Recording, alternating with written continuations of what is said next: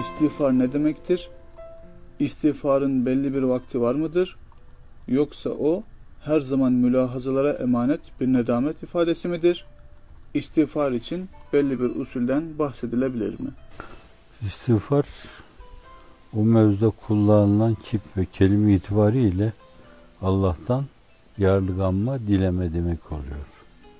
İstiğfarın ensini talep, vicdan, tahammül, itikat, iman manalarına geliyor. Yani günahla, hatayla, masiyetle, mesaviyle bir deformasyon yaşayan insanın yeniden formuna girebilmesi, tabiatı asliyesine dönebilmesi, Allah'ın istediği matlub keyfiyeti ihraz edebilmesi, yakalayabilmesi durumu demek oluyor. Günah insanda mahiyet değişikliği meydana getiriyor. Kirletiyor. Kalp fonksiyonunu eda edemiyor. Ruh fonksiyonunu eda edemiyor. Yaptığı işler müessiriyetini kaybediyor. Günahla.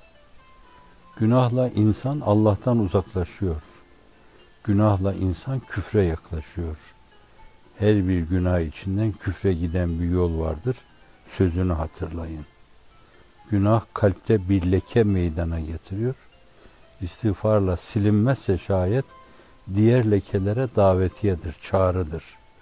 Müsait bir zemin burası, başka günahlarda gelebilir. Bir günahta gevşeklik yapan bir insan çabuk tövbe etmezse ve nedametle içini dağlamazsa başka günahlara da açılabilir. Bu açıdan ona tam bir tabiat deformasyonu denebilir. Fıtratı asliyeyi bozma. Fıtratı asliyeye gelince sünneti sayyenin ifade ettiği gibi her doğan çocuk İslam fıtratı üzerine doğar. Fıtratı asliye odur. Ve insan o fıtratı asliyeyi korumakla mükelleftir. Hatta denebilir ki insan üzerine yüklenen o mükellefiyetlerdeki temel espri fıtratı asliyeyi korumaya matuftur. Bütün münciyat fıtratı asliyeyi korumaya matuftur. Bütün mühlikat o fıtratı asliyeyi bozmaya matuf şeylerdir. Dolayısıyla onlara karşı insan sürekli seralar oluşturması, tahşidatlar oluşturması, berikine karşı da sürekli yollar vurması lazım. Acaba şurada bir tıkanma olursa ben başka yoldan nasıl aşarım ve fıtratı asliyemi, tabiatımı korur ve kirletmem. Şimdi günah öyle bir Allah belası bir şey. Fakat günah işleyince insan nedamet ettiği, istiğfar ettiği takdirde o mevzuda böyle vallahi, billahi, tallahi ben en küçüğüne bile adım atmam mülahazasında sabit kadem olma ve aynı zamanda öyle yaşamanın ortamını hazırlama. Onu öyle yaşamadan alıkoyabilecek ortamdan da yılandan, çıyandan kaçtığı gibi kaçma. Yine o üç şey var, imanın zevkini tatmış. Günaha dönmeyi, dolayısıyla küfre yaklaşmayı cehenneme gidiyor gibi görme hissidir yani. Her günahda cehenneme yuvarlanıyor olma hissini duyma vicdanında mümince bir gönlün feryadıdır. Günahın kalpte bir tesir uyarmaması o kalbin ölmüş olduğunu gösterir. Günaha, hataya, masiyete tepki vermeyen, rahatsızlık duymayan, uyku kaçırmayan bir gönül ölmüş bir bünye gibidir. Onun hastalıklara, virüslere, mikroplara karşı nasıl tepkisi yoktur? Hararetle, başka şeylerle kendisini ifade etmez. Aynen öyle de tabii infialleriyle, yanlışlıklara karşı yumrukla, tekme ile, başını sallamakla tepkisini vermeyen bir gönül ölü demektir. Evet, mümin bir gönül günaha karşı tepki gösterir. Bu tepkilerin en başta geleni istiğfardır. Yani Allah'tan yarlıganma talep etme. Estağfurullah diyen bir insan Allah'ım senden ben yarlıganma talep ediyorum demek istiyor. Meseleyi bir de geniş zamana yayıyor. Değişik vesilelerle arz ettiğim gibi burada istağfertu demiyor yani. Estağfirullah. İstağfertullah demiyor yani. Ben Allah istiğfar ettim demiyor. Yani geçmişte bir günah işlemişti. Bir saniye evveli bile geçmiştir bu meselenin. Fakat öyle değil. Bir tane günah işlemiş ama fakat o meselede yargılanma talebini bütün bir geleceğine yayıyor. Geniş zamanlı bir kiple ifade ediyor onu. Allah'ım ömrüm vefa ettiği sürece o tek kaymam var ya benim, göz kayması, kulak kayması, el kayması, ayak kayması, dil kayması, dudak kayması. Her zaman onu canlı bir saniye evvel yapmış gibi duyarak senden yarlıganma talep ediyorum. Talebime devam ediyorum. Beni yarlıga. Allah bir kerede de yarlıgar. Fakat kulun Allah'a karşı tavırlarında öyle bir inhiraf olmamalı. Ayıptır. Küçüklüğü karşısında öyle bir şey yapması ayıptır. Allah'ın büyüklüğü karşısında öyle bir şey yapması ayıptır. Sevap yolu gösterildiği halde günah yoluna girmesi ayıptır. Cennet gibi bir nimet vaadi karşısında onu görmezlikten gelerek öyle bir küstahlığa girmesi ayıptır. Dolayısıyla onu değişik buğutlarıyla, derinlikleriyle duymalı, hissetmeli ve o derinliğe göre hep bir hacalet içinde bulunmalı, hep istiğfar etmeli. O sohbetlerle irtibatlandırılabilir mesele. Dolayısıyla bu mülahazası ona her defasında yeni bir istiğfar sevabı kazandırır. Ve yine çok tekerrür ettiği gibi ne mutlu o insana ki defterinde çok istiğfar bulur diyor Efendimiz sallallahu aleyhi ve sellem. Böylece tek bir günaha 1000 tane, 10.000 tane istiğfar yağdırır. Bir vesileyle arz ettiğim gibi bir hataya bir tane demeyi az görüyorum ben. Yani şimdi yaptığım istiğfarlarda elfe estağfirullah diyorum her defasında.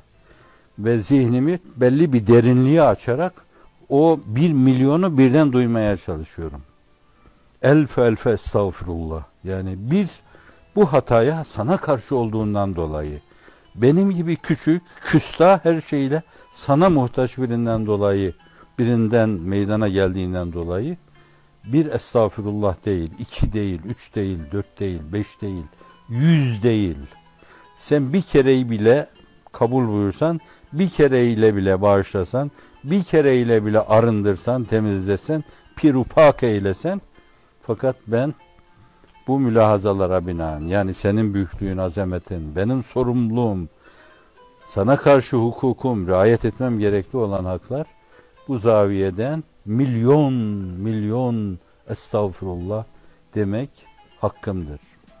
Her namazdan sonra estağfurullah farzlardan sonra demek, bu sünnet mesuratta olan bir şeydir bu.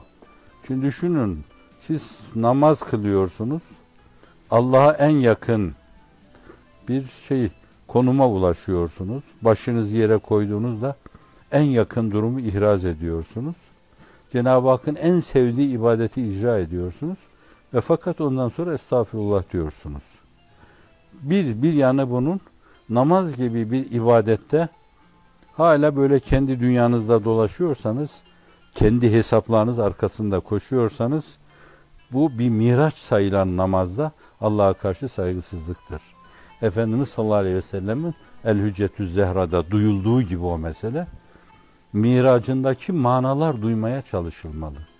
Allah'ım ben öyle küstah bir insanım ki, senin huzurunda dururken, miracın gölgesinde, zillinde bir miraç hayatı yaşarken, yine bir sürü lauballiklere giriyorum.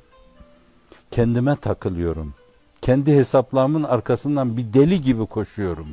Oysa ki burada senin hesaplarına bağlı yaşanması gerekiyordu. Bir, buna estağfurullah demek var. Selam veriyoruz. Estağfurullah diyoruz. Bir diğer mesele de 5 vakit namazın sonunda namaz dendiğinde farzlar kastedilir. Yapılan duaların makbuliyetini yine Efendimiz ifade buyuruyor. Öyleyse o duaların, Cenab-ı Hakk'a teveccühlerin, Cenab-ı Hakk'a tazarruların ve niyazların hora geçtiği mevki olan namaz sonrası benim için en önemli şey evvela takliye, arınmadır. Yani Allahümme entes selam ve minkes selam tebareke ya del celal ve ikram diyeceksem, kalkıp bir nafile kılacaksam şayet, evvela benim tahliyeye ihtiyacım var. Bir arınmaya ihtiyacım var. Dolayısıyla estağfurullah'la arınmaya talebimi ortaya koyuyorum. Bu zaviyeden bakmak lazım. Yani istiğfarın değeri adına arz ediyorum bunu.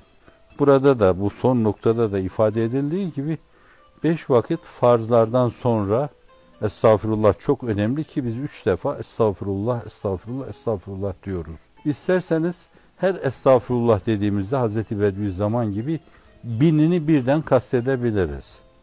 Çünkü o diyor ki Hasan Şazeli, Ahmet Bedevi, Ahmet Ufay Hazretleri tesbihlerini ellerine alıp da böyle bir kere Subhanallah deyince kainatın zerratı adedince deme duygusuyla adeta şahlanıyorlar. Talebelerinden bugün de hayatta olan büyüklerden birisine bunu hayretle ifade ediyor hep. Yani o büyük zatlar adeta kainatın zerratını tesbihat taneleri gibi parmaklarına takmış çeviriyor ve onunla kendi küçüklüklerini, Allah'ın büyüklüğünü ifade ediyorlar. Subhanallah öyle, elhamdülillah öyle, Allahu Ekber öyle, estağfurullah da öyle. Ve onu takdirle yad ediyor. Onların haline karşı bir hahiş, bir arzu, bir takdir, bir tebcil ishar ediyor. Diyor neden sonra hayatı seniyelerinin sonuna doğru bir gün bana dedi ki kardeşim Allah'a hamdolsun ben de artık falan gibi tesbihin tek tanesini çektiğim zaman kainatın zerratı adedince dediğim şeyi dediğimi vicdanımda hissediyorum. Şimdi bu ayrı bir derinlik. Vicdanın vüs'atine bağlı, enginliğine bağlı, inkişafa bağlı bir şey. Böyle formalite kabilinden suri ibadet yapanların duyacağı şey değil. Burada istidrada arz edeyim.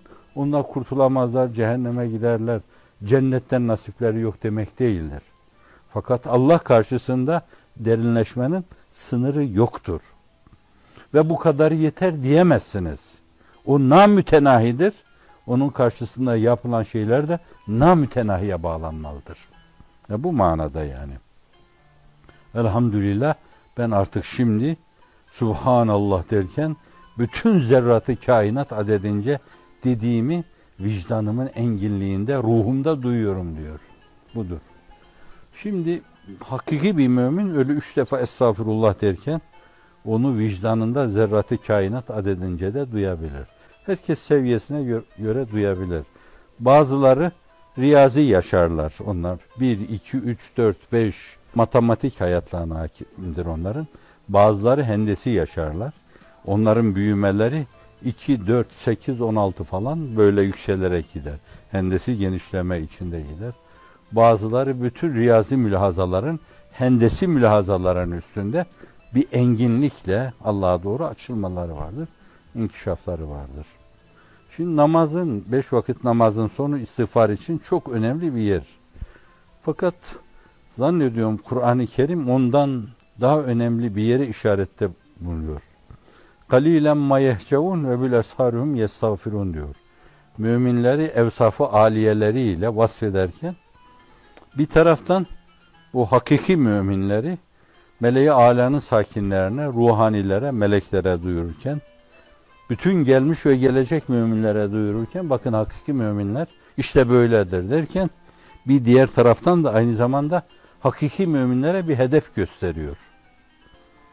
Kur'an-ı Kerim'de ve sünnet-i sahihede bir kısım tavsiyelerin arkasında hem bir tavsif vardır, takdir vardır, tebcil vardır, gaybi bir haber vardır, hem de aynı zamanda bir hedef gösterme vardır.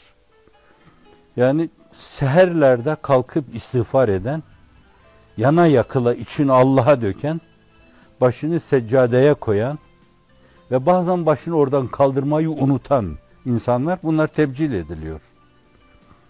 Bir yönüyle o tebcil bütün müminlere duyuruluyor ve öyle yapanlar aynı zamanda takdir edildiklerini hissediyorlar.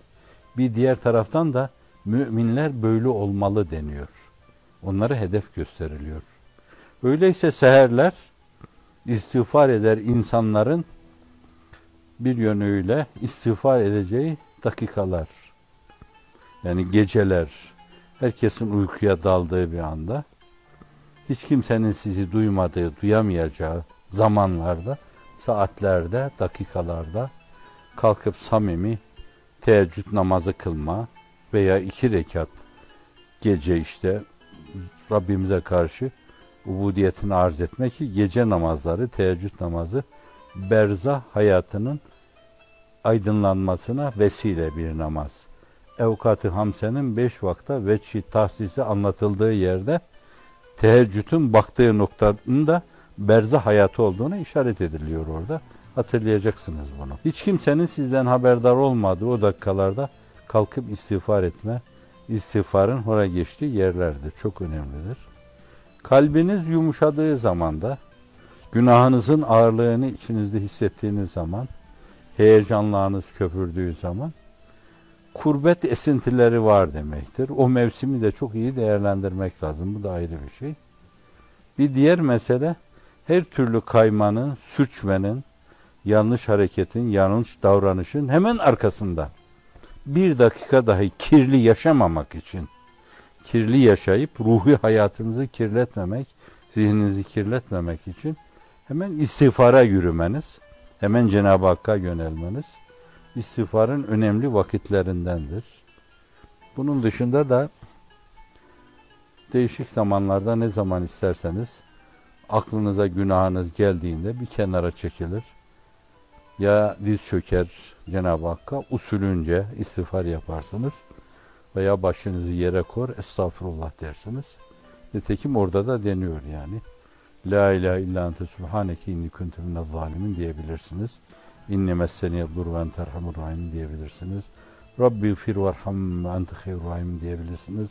Rabbini zalemtu nefsi fagfirli diyebilirsiniz. Rabbena gfirli ve li valideyye ve lil müminine ve yekumul hisab diyebilirsiniz. Rabbena gfir lana zunubena ve israfena fi emrina ve sebbit kıdamena ve ansurna alel kavmil kafirin diyebilirsiniz. Bunlar hepsi denebilir. Secdede, rükuda Kur'an okunmuyor demek, Kur'an okumaya matuf. Bunlar dua, aynı zamanda dua şeklinde şeref nüzul olmuş ayetlerdir. Ve dua makamında da, istiğfar makamında da bunlar söylenir her zaman. İstiğfar, günahların yarlıganmasını isteme, bu itibarla da bir mebde'dir. Müntehaya gelince o da tevbedir, evbedir, inabedir. Yeniden bir kere daha hiçbir şey yapmamış gibi kusurlarının şuurunda Cenab-ı Hakk'a yönelme. Bu da müntehasıdır o meselenin. O bakımdan o biraz daha ağırdır. Yani yarlıganma talebi bir iştir. Fakat sana döndüm deme, sana dönüyorum. Yine onu da geniş zamanlı bir kiple ifade etme. Ömrüm boyunca hep sana dönüp duracağım. Dereceme göre ya tevbe edeceğim, ya inabede bulunacağım veya evve ruhuyla şahlanacağım deme bu. İşte bazılarının mahsurlu görmesi, bu çok ciddi bir söz verme olduğundan dolayı insan az inhiraf ederse bundan yalan söylemiş olur Allah'a karşı. Yalan yalandır da fakat Allah'a karşı söylenmiş olması ayrıca çok ayıptır. İstiğfarın usulüne gelince zaten dualara başlarken de istiğfar ediyoruz biz. Cenab-ı Hakk'ın azametini ve ululuğunu hatırlıyoruz. Efendimiz'den o mevzuda mervi olan şey, insanın Cenab-ı Hakk'ı tazim ve tekrimde bulunması. Yani bu sadece o şekillerden bir tanesidir. Bir versiyonu mesela şu: Allahu Ekber kebira velhamdülillahi kethira ve subhanallahi bukreten ve asila la ilahe illallah vahde nasar abde azze cünde hezemel ahsabe vahde la şerike le. İsterseniz hutbelerde söylediğim şeyler de söylenebilir. Cenab-ı Hakk'ı tazim. Rabbi la uhsi senan aleyk ente kema esneyte ala nefsik azze caruk ve celle senavuk ve la yuhzemu cunduk ve la yuhlafu va'duk ve la ilahe gayruk. Bu kelimelere yüklenen manalar itibariyle bu kelimeleri gönlünün derinliklerinde duyma. O mesele tövbe istiğfar olduğu için bu bir vazifeden daha ziyade bir şeyi tamir etmeye matuf. Yıkılmış mahiyetini restore etmeye matuf. O meselenin şuurunda olmak lazım.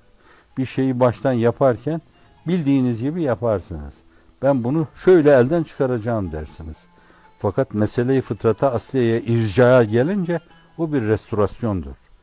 Her taş nasıl konacak, hangi nakışla konacak orada önceden konurken hangi şeyler düşünülerek, nazari itibara alınarak mülahazalar, sanat mülahazaları, mücerret veya müşahhas bu taş yerine konmuş, onda çok zorlanırlar. Korlar, kaldırırlar.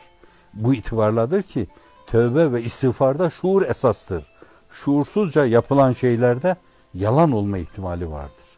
Bu kelimelerin hepsi Cenab-ı Hakk'ı tazim adına kalbinin derinliklerinden gelmeli ve geçtiği her yerde bir iz bırakmalı.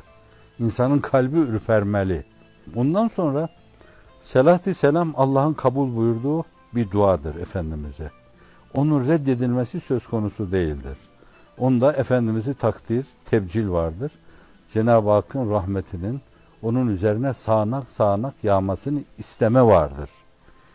O makami Mahmud sahibi olan Sultan-ı Zişan'ın şefaat dairesinin genişlemesi meselesi vardır. Dolayısıyla onda bir kucaklayıcılık olduğu gibi bizden de o kucaklayıcılığa omuz verme vardır. Onun için ezandan sonra okurken وَبْعَثْمْ مَقَامًا مَحْمُودًا اَلَّذِي وَعَدْتَ اِنَّكَ لَا تُخْلِفُ الْمِيَاتَ diyor bazıları. Biz de diyoruz onu. Yani makamı Mahmud'u hakkıyla ihraz etme, ümmeti Muhammed hakkında hayrı kesire vesile olma demektir. Yani onun kucaklama alanı genişlemesi demektir. Yani şöyle böyle küçük bir irtibatı olanlara bile el uzatmasına bir vesile demektir. Bu çok önemli bir şey. Selat-ı selam o. Bu açıdan selat-ı selam reddedilmeyen bir duadır. Şimdi bir de selat-ı selam okuma. Bir de aynı zamanda istiharelerde olduğu, hacet namazlarında olduğu gibi isterseniz orada ümmeti Muhammed'e mağfiret de dilersiniz. Ebdalların virtleri sabah akşam Allahümme mağfirli ümmeti Muhammedin, Allahümme merham ümmete Muhammedin sözleridir.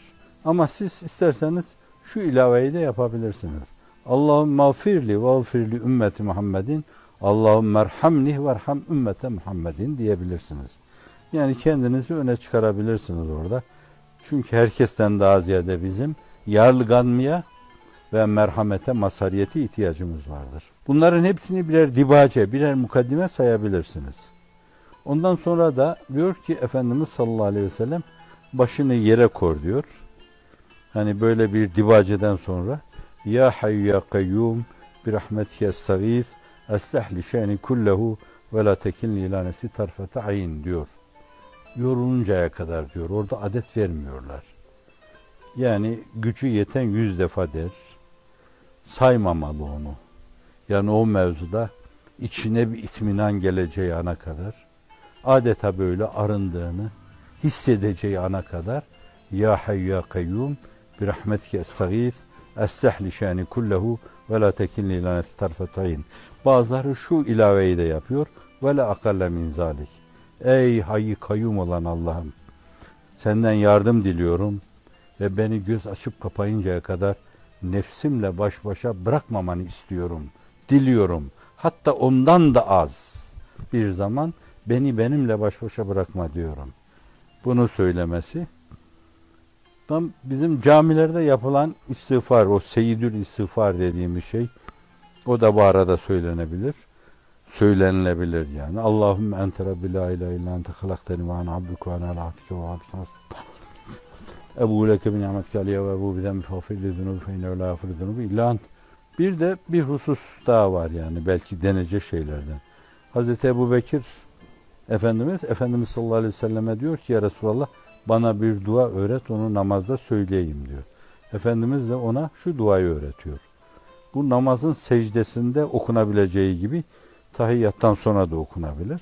Ve aynı zamanda istiğfar gibi önemli bir makamda da okunabilir. Ve istiğfara da çok yakışıklı düşüyor. Allahümme inni zalemtu nefsi zulmen kethiren ve la yağfiru zunubi illan fağfirli mağfireten min indik verhamni inneke entel gafurur rahim. Evet, Allahümme inni zalemtu nefsi zulmen kethiren. Hazreti Ebu Bekir Efendimiz onu biliyor. Fakat yine de öğrettiği duada diyor ki Allah'a teveccüh edip tazarru ve niyazda bulunurken şöyle diyor. Allah'ım ben nefsime namütenahi zulüm yaptım. Haksızlık yaptım. İnni zalemtu nefsi zulmen kesiren ve la yagfiru zunube illa ent. Günahları yarlayacak senden başka yoktur. Fağfirli mağfireten min indik. Nezdü üluhiyetinde hususi bir mağfiretle, o demek nekre bir mağfiret.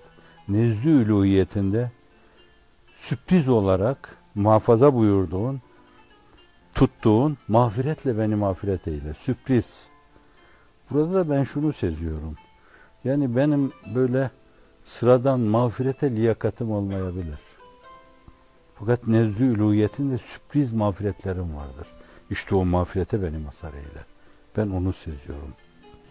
Fağfirli mağfireten min indik verhamni inneke entel gafurur rahim. Ve bana merhamette bulun. Zira gafur, yegane gafur sensin. Yegane rahim de sensin. Yarlıgıyan sensin. Merhamet eden sensin. Gibi. Şimdi istiğfarımızda bunu da söyleyebiliriz. Yani o bizim bir yarım saatimizi, bir saatimizi alsa bile bence günahtan arınma adına bir sene bile az gelir. Bir sene istiğfar etmek az gelir. Yarım saat varsın o yolda geçsin. Sonra meseleyi bitirirken kalkıyoruz, başımızı kaldırıyoruz secdeden. Yine Efendimiz sallallahu aleyhi ve selleme bir salat selam okuruz. Çünkü iki makbul dua ortasında yapılan dua makbul olduğunu yine Efendimiz ifade buyuruyor. Başında ve sonunda salat selam okuma. Ebu Hüreyre tesbih yapıyor. Allah alem. Subhanekallahümme estağfirüke lidem ve sevke rahmetek. Allahümme zidna ilmen ve la tuzi kalbi ba'de itediyten ve ablim ledüke rahme inneke entel vehhab. Bizim sabahları okuduğumuz şey. Çünkü orada hem Cenab-ı Hak'tan hakiki ilim isteme var. Hem istiğfar var. Hem de kalbin kaydırılmamasını dileme var. O her gün 12.000 defa söylüyor onu. 12.000 defa. Diyorlar ki çok değil mi diyor. Yok fazla değil diyor. Günahlarım sayısınca söylüyorum. Ebu Hüreyre'nin ne günah olduğu bilmiyorum ben. Çünkü Devs'ten geliyor. Kendini orada Efendimiz sallallahu aleyhi ve sellemin huzurunda o fukara meclisine atıyor. Ehli suffe orada. Uzun zaman orada hep Efendimiz'i dinliyor. Efendimiz sallallahu aleyhi ve sellem'den sonra da işte izdivaç yapıyor. Çocukları oluyor. Ve herkesin başvurduğu bir menhelül azbül mevrut haline geliyor. Bir kaynak. Ondan daha çok hadis rivayet eden yok. Ondan sonra Ayşe validemiz geliyor. Abdullah İbni Ömer ondan çok sonra geliyor. Demek ki o 3 seneyi 3 sene çok iyi değerlendirmiş. 3 seneye koca bir ömre sığıştırılacak şeyi sığıştırmış. Şimdi bu Devs'in arslanı eğer böyle istiğfar ediyorsa bilmem nerenin panterleri, tilkileri hiç durmadan istiğfar etseler bence her gün 33.000 defa istiğfar etseler yine de az sayılır. Sonra istiğfar için ille de hususi bir zaman tahsis ederek yapmak şart değil. Şu önemli vakitlerde, önemli şartlar çerçevesinde, önemli hususlarda yani bazen mekan itibariyle mesela Arafat gibi, Kabe gibi, Müzdelife gibi yerlerde bazen zaman itibariyle kıymetli zamanlar var. Mesela Cuma gününde eşref saatte yani onun için vakitlerden bahsediyorlar. Namazların sonrasında yapabileceği gibi insan böyle gezerken, halk ifadesiyle tozarken, arabasını kullanırken, bir yerden bir yere giderken, hatta evinden çıkıp arabasına binmeye giderken ne olur? Yani boş duracağına Subhanekallahümme estağfirüke lidembi ve selke rahmetek Allahümme zidna ilme ve la tuzi kalbi ba'de itediyteni ve heblim ledünke rahme inneke entel vehhab dese. Belli değil. Belki giderken yolda ölecek. Arınmış olarak ölür. Bir trafik kazası olur. Arınmış olarak ölür. Kalbi durur. Arınmış olarak ölür. Beyin kanamasından gider. Arınmış olarak gider Allah'a. Allah'a temiz olarak yürümek önemlidir. Dua meyelanı hayra kuvvet verir diyor Kader Risalesi'nde. İnsan sürekli dua ederse ondaki iyi şeylere, güzel şeylere karşı temayül, eğilim gücü güçlenir. Ve sürekli bir insan istiğfar ediyorsa O da meyelanı şerrin, kötülüklere meylin kökünü keser. Sürekli arınıyor bu insan. Yeni bir günaha davetiye çıkaracak günahı yok yani. Kalbine bir virüs bulaşmamış ki başka bir mikroba davetiye çağırsın, teyit alsın. O gelsin başka birine davetiye göndersin, o gelsin başka birine davetiye göndersin. İnsan istiğfar edince kötülüklere meyelan hissi Allah'ın izni, inayeti, keremi, riayetiyle, kilaatiyle hakikaten körelebilir. Onlara inhimak ederse hafizanallah, bu defa da onun iyiliğe karşı meyelan hissi körelebilir. Yani birinden biri. O keffe ağır basarsa öbürü yukarıya kalkar. O keffe ağır basarsa öbürü yukarıya kalkar. Bir diğer hususta şu, Cenab-ı Hakk'ın bir merhameti olarak Furkan Sure-i Cellesi'nde فَاُولَٰئِكَ يُبَدِّلُ اللّٰهُ سَيِّئَاتِهِمْ حَسَنَاتٍ. Var ya işte bunlar, Allah onların seyyiatını, kötülüklerini hasenata çevirir. Hazreti Üstad oraya farklı yaklaşarak diyor ki, bu bir mana yani. Allah defterinizi boş bırakmamak için o kirli yazıların yazıldığı bunlar. Bu müsi, bu asi, bu müznip, bu muhti, bunlar yazılı. Allah Celle Celaluhu o müsiyi siliyor orada. Bu müsin yazıyor. Sünnete uyan. Bu müznibi siliyor. Bu tevvab diyor. Öbürünü siliyor. Başka bir şey yazıyor. Defterin boş kalmasın diye bir dönemde günahla kirletilmiş sayfalarını, satırlarını, çizgilerini güzelliklerle dolduruyor. Bu Allah'ın rahmetinin gazabına sebkat etmesinin insanın günah hayatı adına bir tecellisi, bir tezahürüdür. Bir böyle bakılabilir bu mesele. Üstadın yaklaşımına gelince diyor ki Allah Celle Celaluhu tövbe ile ondaki o meyelanı şerri meyelanı hayra çevirir diyor. Ve ondaki o şer kabiliyetini hayır kabiliyetine çevirir. Öyle bir tevbe edip günahın içinde orada sadakat ishar eyleyip yeniden Cenab-ı Hakk'a teveccüh edince madem sen bana döndün ben de sendeki o şer kabiliyetlerini hayır kabiliyetine çeviriyorum. Sen çevrildiğin için ben de çeviriyorum deme gibi bir yaklaşımla meselelerin üzerine gidiyor. Rabbena gfir lana zunubena ve israfena fi emrina ve sebbit akdamena ve ansurna ala kavmil kafirin. Rabbena gfir lana ve li validina ve lil mu'mini yevme yekumul hisab. Allahümme gfir lana ve gfir li ümmet Muhammed. Allahümme erhamna ve erham ümmete Muhammedin sallallahu aleyhi ve sellem.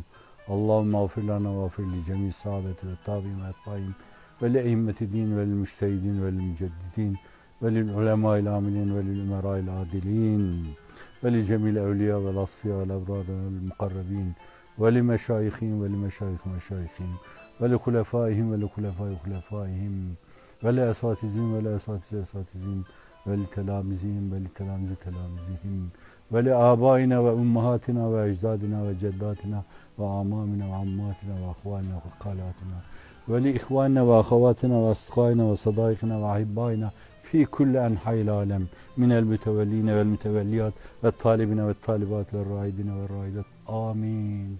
Elf amin. Elhamdülillah Rabbil alemin.